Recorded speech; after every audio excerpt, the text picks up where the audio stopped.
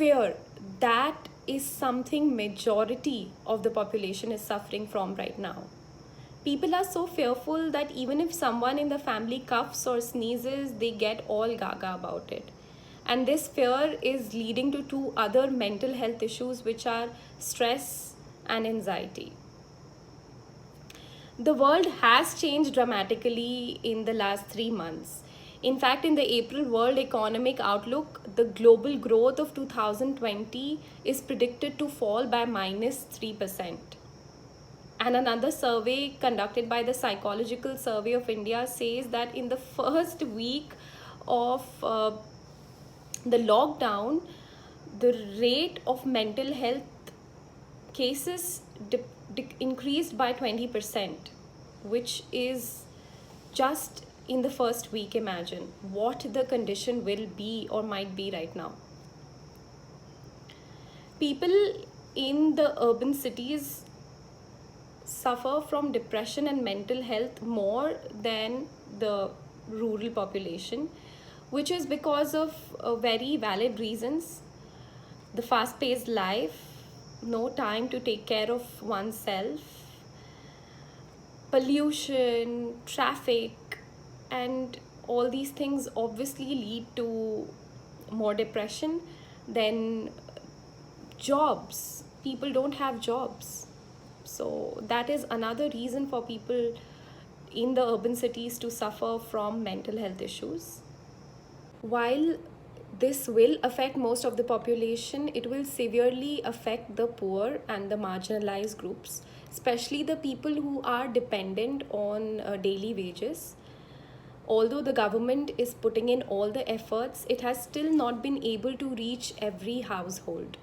Cities are obviously associated with a higher risk of depression, anxiety, and stress, which is mostly due to the fast paced life, lack of jobs, and lack of care of their own health, processed foods.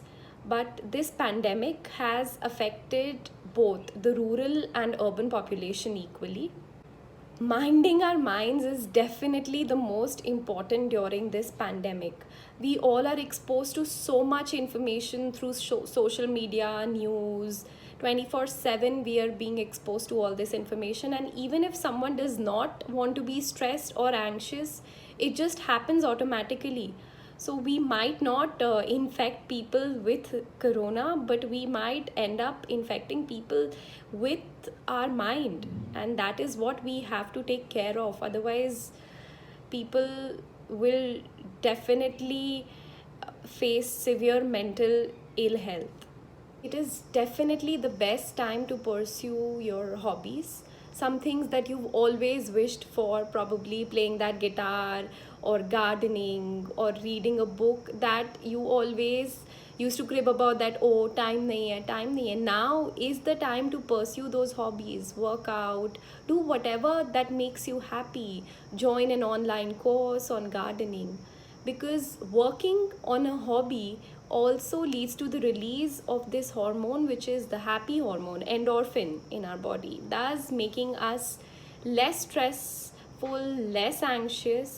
So definitely pursue as many hobbies as you like and make the most of it. My idea to overcome mental stress, I have three things to add to this. First, meditate. As soon as you get up, meditate for 10-15 minutes, and you will see the effect of it during the day. You will see how calm and composed you are during the day. Second is, don't look at your gadgets the first thing in the morning. So try to keep a time frame, probably in the noon, some half an hour or 1 hour that you want to just give to watching the news. Otherwise, you will be so overflowed with all the information that your mind will just be stressed even if you don't want to be stressed. Third is exercise. Guys, this is the right time to start exercising, because if you exercise, if your body is active, again endorphins are released along with the happy hormone serotonin, and a lot of other neurotransmitters are released in your body that keep your mood levels maintained, that also get you good sleep. What else do you need, right? So the perfect time to start exercising, guys. I recommend yoga and some breathing exercises that you can do along with it, which will also boost your immunity. So, I'm recommending yoga not because I'm a yoga teacher, but I truly believe in it. I have seen the immense benefits that one can achieve, the internal and the external benefits. External benefits being strength, flexibility, and internal benefits that you get a disease free body. You are working on your immune system, and we all want to find ways to increase that immunity, right? We are just having the vitamin C pills, we are having oranges and what not to work on our immunity. Then why not yoga and pranayam? So let's see what this lack of sleep does to us. It makes us more prone to Alzheimer's. It makes us depressed and anxious. It leads to a shorter lifespan, almost by 7 to 8 years. It disrupts our blood sugar. Then it leads to those unnecessary food cravings which are not required. You will notice that whenever you don't sleep well, you end up eating so much more and so much of all those chocolates, desserts, baked foods that you've been avoiding all this while. You will just end up hogging on these food items. Do you want to do that? No, right? So it is very important to maintain your routine even in lockdown. Sleep on the same time as you used to before, get up on the same time as you used to before, and follow a proper routine, guys. My suggestions, things that you can follow during this pandemic is, first is be busy. Second, meditate and exercise. Third, try inculcating some new hobbies, new habits. Probably you can try reading a few books on good health or any genre that you like. Fourth, sharing is caring, guys. So if you find someone who is in need of help, any elderly person in the society who needs their meds or some daily items to be ordered, or probably some maid who you know, or anyone in the society who needs grocery, just help them as much as you can, because this is the time to help, guys.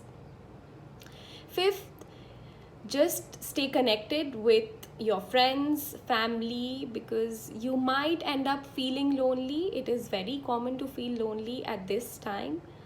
So probably you can call that old school friend and have a nice chat. And the last one is, stay away from unreliable sources of information.